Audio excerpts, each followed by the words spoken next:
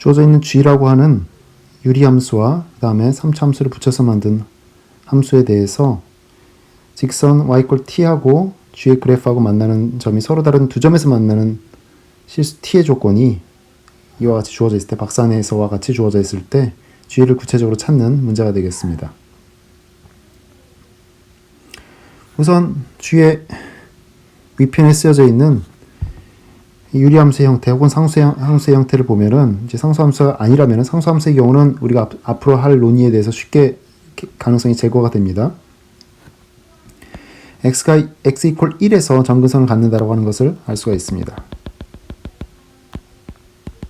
두 가지 케이스가 있을 수 있겠죠. 이와 같은 혹은 두 번째와 같은 그런 쌍곡선의 일부분을 가질 수가 있겠죠. 그리고 한편 삼각함수 3차 함수 f라고 하는 것은 미분값이 0이 되는 점을 두 개를 갖거나 아니면은 그렇지 않거나 둘 중에 하나이기 때문에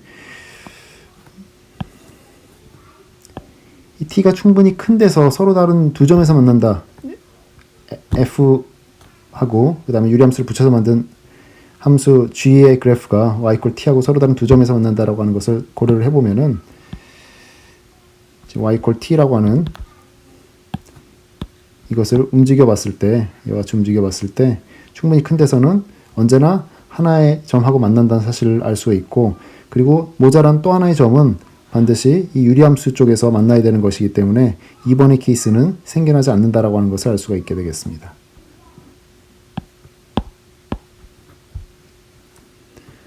더 나아가서 t = 3일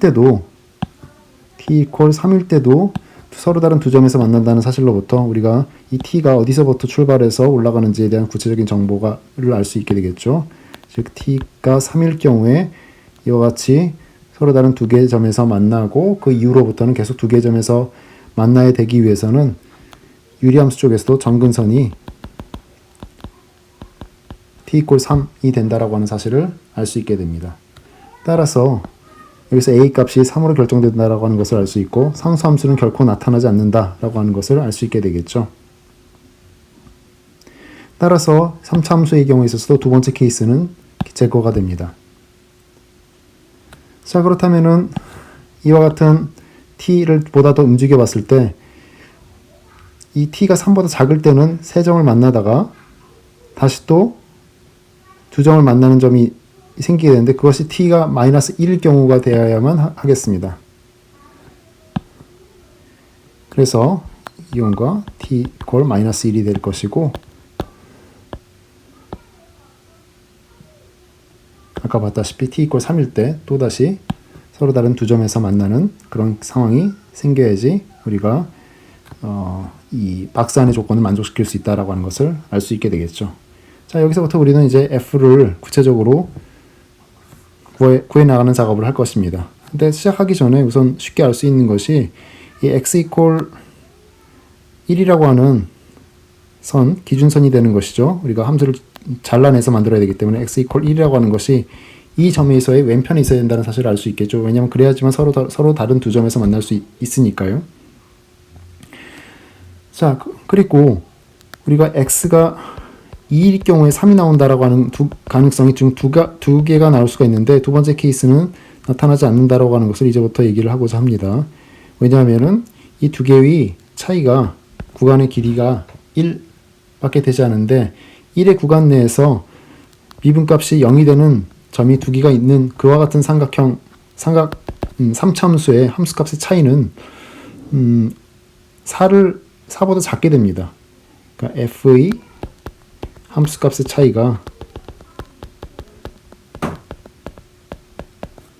정확하게는 2분의 5보다 작거나 같게 되고 4보다 작기 때문에 이 케이스는 생겨나지 않는다라고 하는 것을 알 수 있게 됩니다.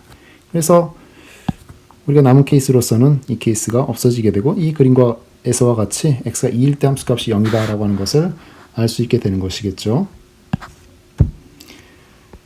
자, 그렇다면은 지금 사용했던 조건들을 이용해서 f를 구체적으로 구해보도록 하겠습니다. f라고 하는 것을 x에 가는 내림차순으로 써도 되겠지만은 x-2에 가는 내림차순으로 쓰는 것이 계산상에서 더 유리하거든요.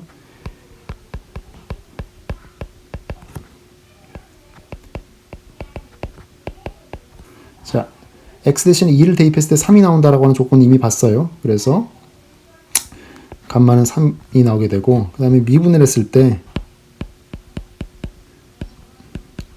x가 2일 때 0이 된다라는 조건이 있었죠. 우리가 이미 여기서 관찰했었어요. 이 부분에서.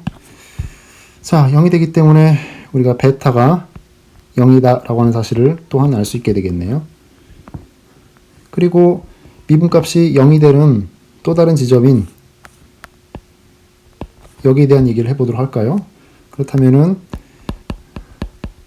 미분 개수가 0이 된다 라고 하는 조건은 x는 2 또는 뭐 구체적으로 구할 수 있겠죠. 왜냐면 미분이 구체적으로 쓸 수 있는 것이니까요. 그래서 x 마이너스 2를 중심으로 써볼까요? 또는 0 또는 마이너스 3분의 2 알파라고 하는 계산이 쉽게 나오게 된단 말이죠. 그래서 여기가 x 마이너스 2가 마이너스 3분의 2 알파가 된다라고 하는 것을 알 수 있게 되고, 그 점에서의 함수값이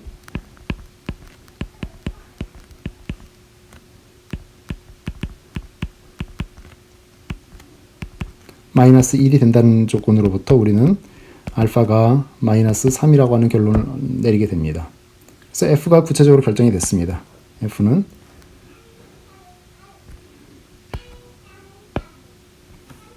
알파가 마이너스 3인